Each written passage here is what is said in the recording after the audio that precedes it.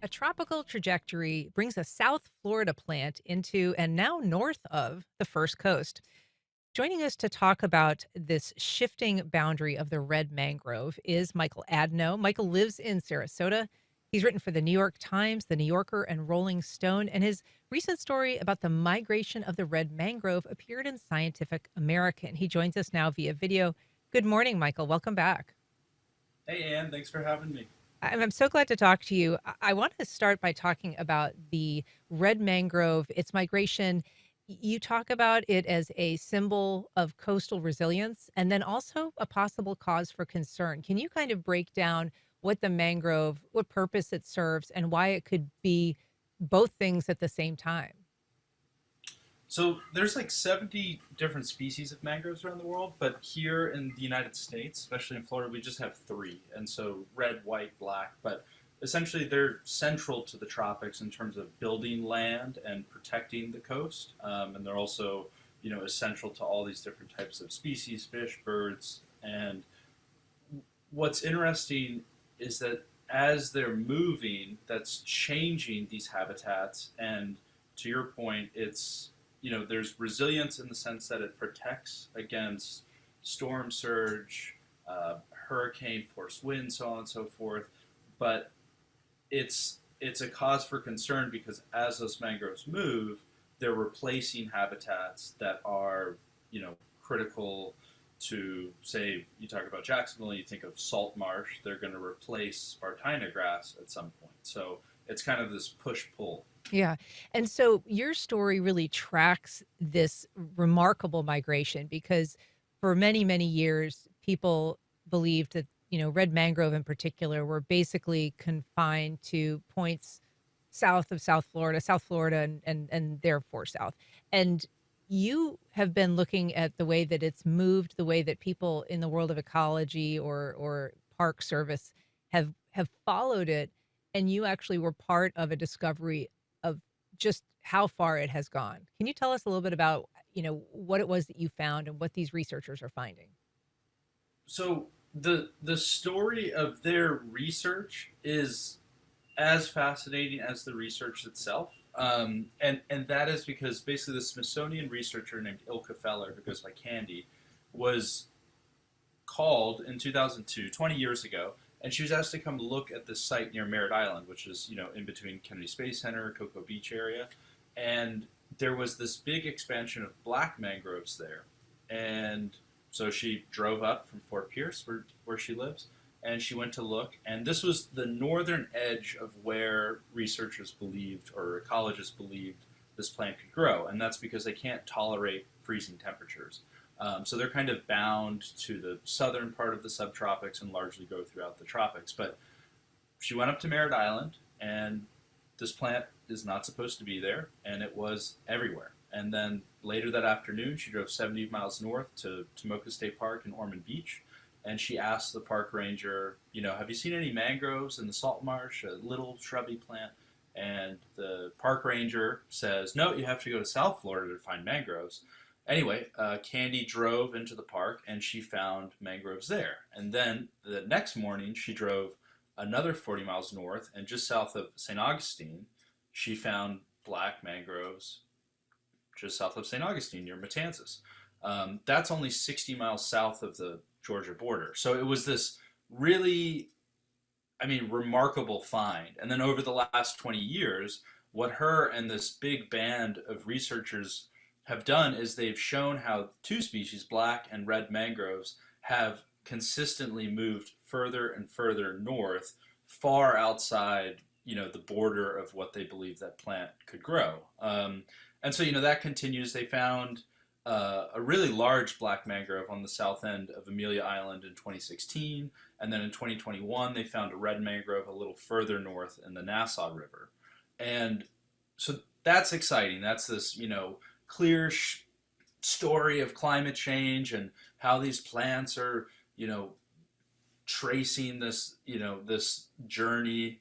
But what was wild is that when those plants were discovered in 2016 and then a little later, is that Candy thought, oh, well, maybe I should look at the historical record. Maybe there's some anecdotes, right? And what she found is that John Muir in 1916, in a book called A Thousand Mile Walk to the Gulf, which was published after his death, he described mangroves on the St. Mary's River, which would have been significantly further north than Candy and these other researchers had even discovered mangroves.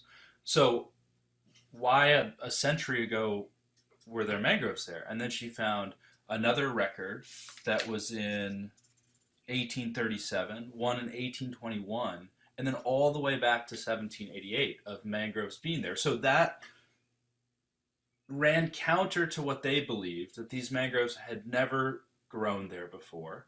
And so they basically set out to figure out why that was. And what they did is they took three records: freezes, storms, and then they took aerial images that were collected by NASA going back to the 1940s. And what they revealed is that mangroves had grown that far north at one point, but that they had expanded north. And then when a big freeze came, they all died back and they were replaced by salt marsh. And so it's kind of this dance where these mangroves have been moving north, falling south, and continuing to move north as, we have less and less freezes in the southeast.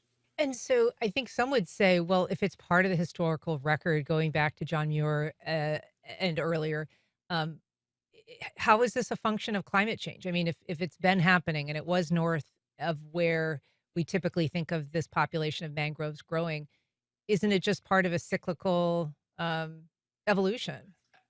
Yeah, absolutely. And that's what's was so rewarding as somebody who didn't know what this was, but it's essentially it's called a regime shift. And it's so when there's these really long term, like really like centuries long scale of patterns in nature, it's called a regime shift in this kind of like sophisticated back and forth. So yes, in one decade, those things can move 100 miles north, and then one freeze, they all fall back, and they're replaced by Spartina grass and different grasses that you see all around Jacksonville.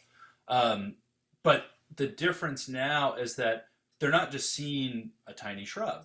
They're seeing these established, dense, um, mature stands of mangroves, and that's continuing. And so for a long time at the National Park Service, there is an ecologist named William Vervecchi, and then at University of North Florida, there's a professor who's also an ecologist named Scott Jones, and they had been working with Candy because she's largely known as the kind of mangrove queen and one of the Right. leaders of research. She's published 700 papers. She's worked all around the world studying mangroves, and so they've always imagined that the big the this line that could be crossed was finding mangroves in Georgia, right north of the St. Mary's River.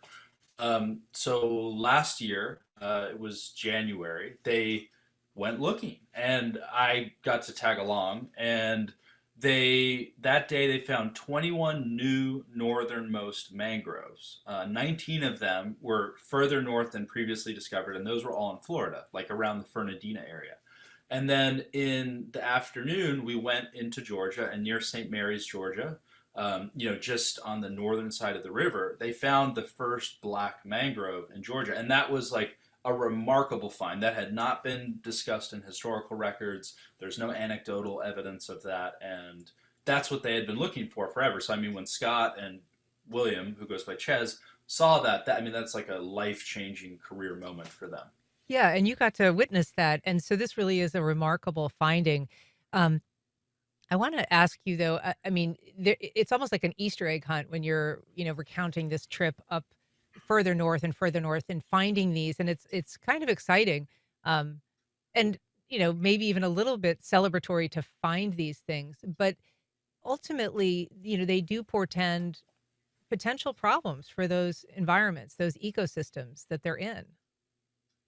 So, what's really exciting about that is yes, like when you're looking for them, like that was so much fun, and finding the first one was like just a huge celebration, and then obviously you found 20 others, so it was less exciting. I mean, finding the one in Georgia was incredible, but what is a little troubling about it is that mangroves build land, right? They have this kind of knot of roots that grow into the ground and above the water, and they grow in these kind of interstitial tidal areas. So they can handle water rising and water being very low because of the length of their roots. And what they do is they trap sediment, and that builds land, and then the mangroves continue to kind of build up this coastline. Like in South Florida, it's called the walking tree because it built the coastline essentially. And as they go into, the areas that they settle are these big flats of, Spartina grass and this marsh area, is that they build land much faster than Spartina grass does, but they're not able to withstand freezes. So if you get like one of these, remarkable 100-year freeze events, all those mangroves will disappear, and then all of that land that they're growing in becomes incredibly vulnerable to erosion. Whereas grasses, Spartina grasses, all the things that grow in the marsh are, absolutely hardy, and it's easy for them to deal with cold. So they're less a threat of disappearing and kind of erosion risk. And so we could celebrate, yes, this could help coastal resiliency, but also could be very vulnerable in the event. All of that land could be vulnerable in the event of a freeze.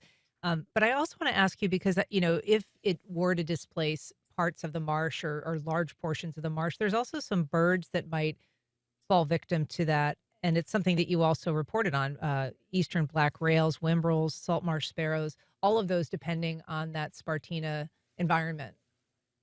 Yeah, I mean